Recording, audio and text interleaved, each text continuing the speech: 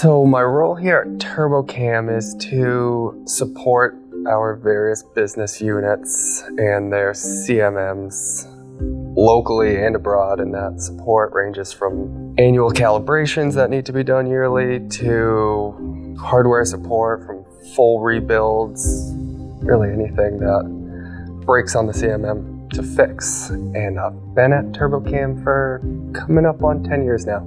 Chance Leighton is the CMM technician for Turbocam International. I believe that throughout the whole company, Chance is in a very unique position because of the number of CMMs that Turbocam has, 29.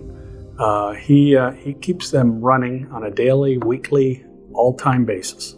So this summer, the Rotary table in the Phase 2 quality lab went down, and basically what I found was that the table lost all connectivity, rendering it inoperable.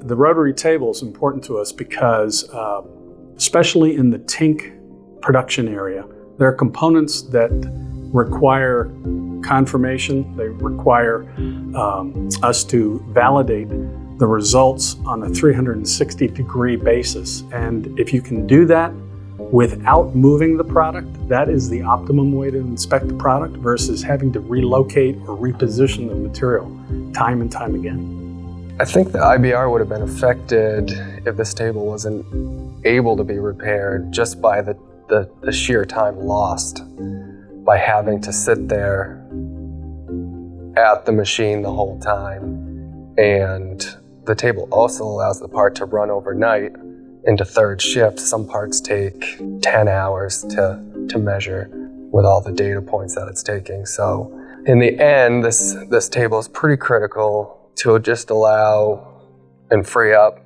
actual manpower to focus on other things while the part is being measured. I was able to kind of take a step back and look at exactly what everybody was thinking it was, what they weren't thinking it was, what we've done to the machine already, and then just kind of calculate what did we miss. And what I came up with was the cabling. What was extraordinary about Chance rebuilding the cable was that the equipment providers, they could not tell us how or what the original cable should have been to connect the CMM to the rotary table. And as a result, we didn't have a way to communicate between both pieces of equipment. And Chance was able to bridge that gap. The work wasn't that painstaking.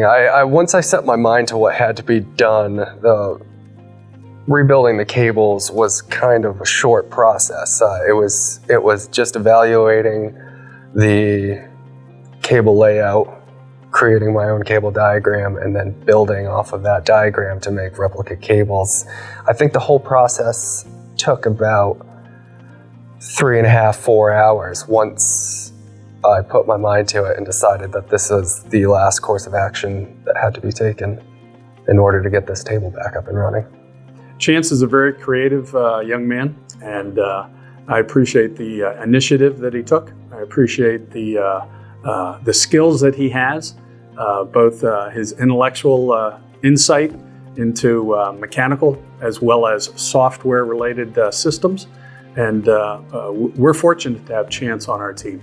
So yeah, I'd like to give a shout out to Mark McRoby for giving me an extra hand when I necessarily didn't have enough coffee that morning, and with such small wires and so many of them, you really needed 4 hands in this scenario, so he was a big help in getting the wires soldered together with me while and after the schematic was made.